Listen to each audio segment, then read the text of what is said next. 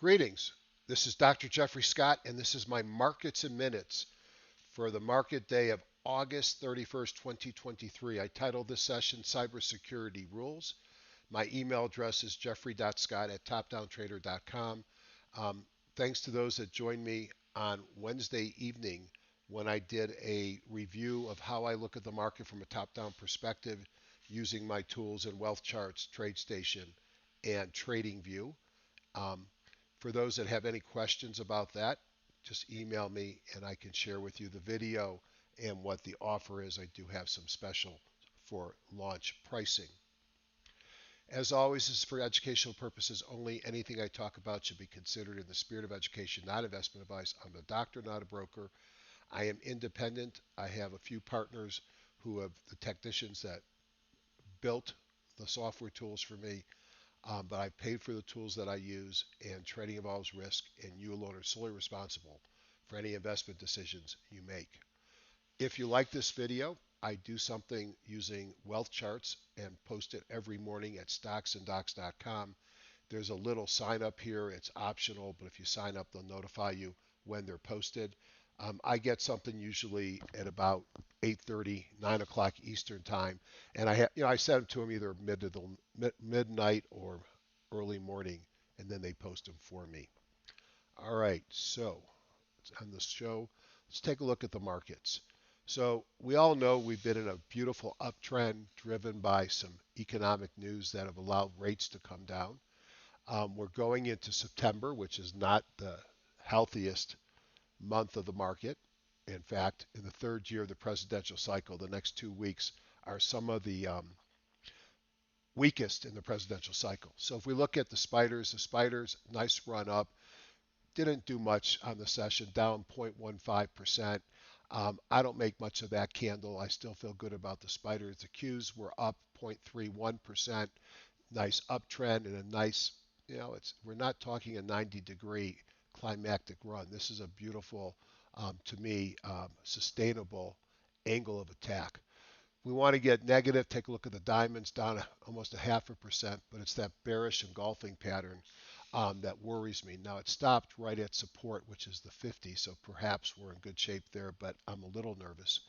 And if we look at the Russell, you can see the Russell is struggling to get above the 50, which has been resistance. The other thing that's sitting right there, if I did an anchored VWAP back to the 21, 22 highs, it's at the same point.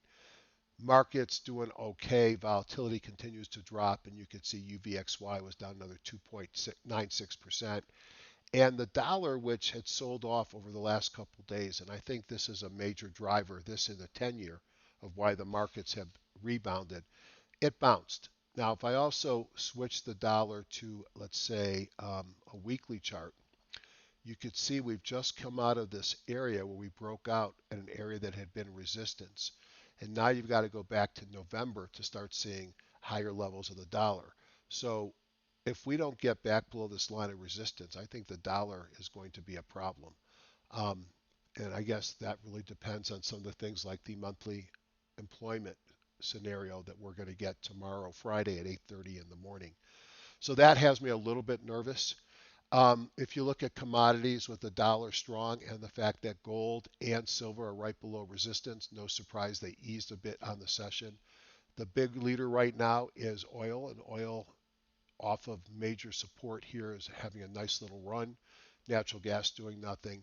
And the other thing that's supporting strength in the market and probably is what's driving, frankly, the Qs is the 10-year here and the 30-year continue to fall.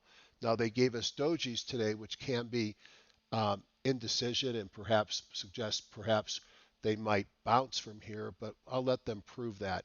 This was important because let's just take a look at the 10-year and stick a weekly on it. You could see we had run right up to an area from last year, October, when the 10-year peaked.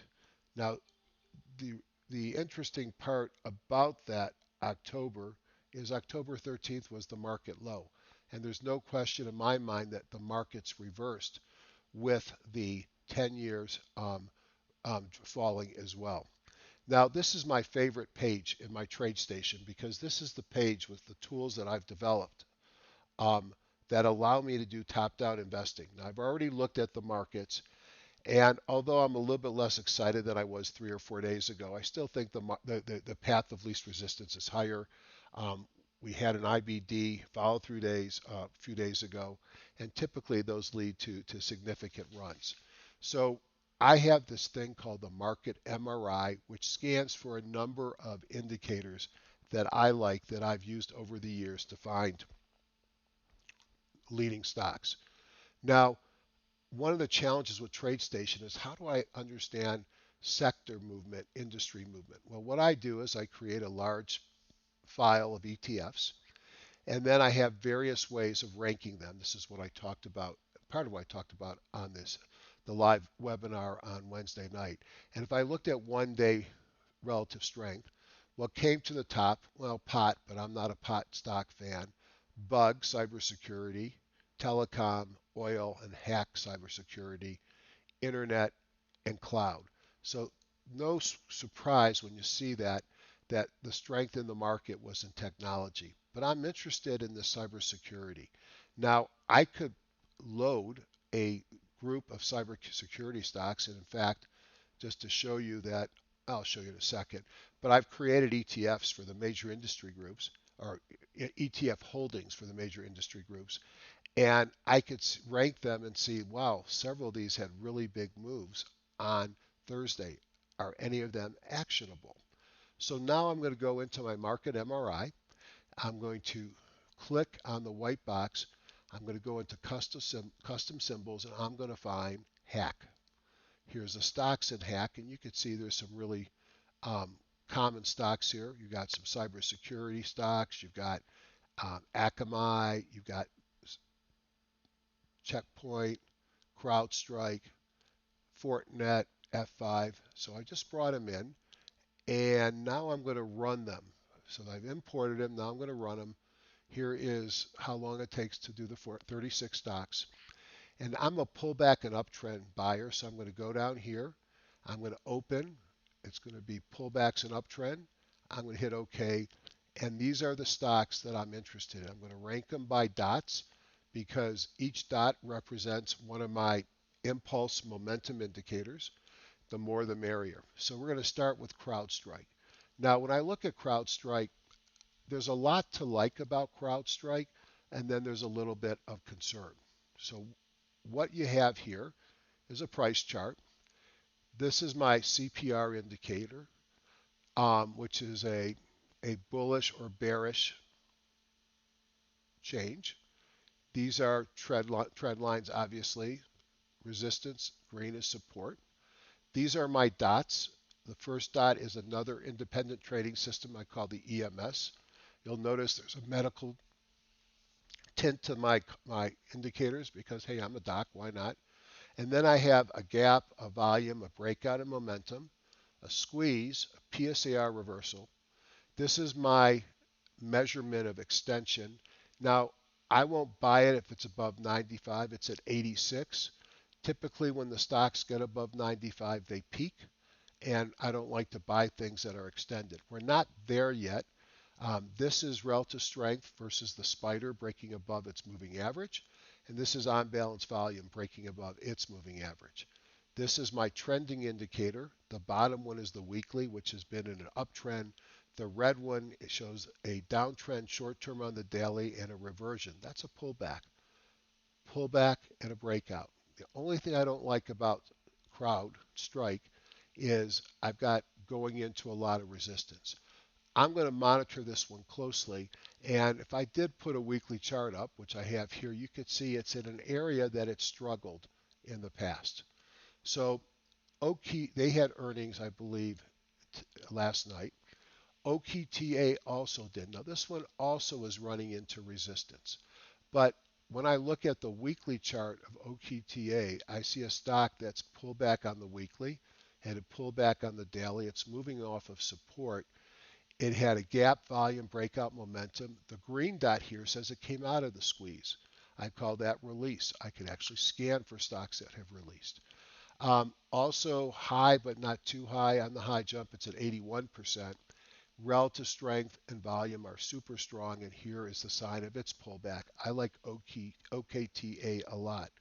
Z-scalar is another one, and again, pulling back off of support. Now, this was the main pullback.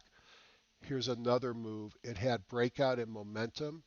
I like the others better. Notice up here you have the IBD-like relative strength. Like, I don't know their formula, so this is my formula. And it also tells me that earnings are not out. And then lastly, I want to look here at Tenable, and this might be the one that's at the best buy point from my perspective.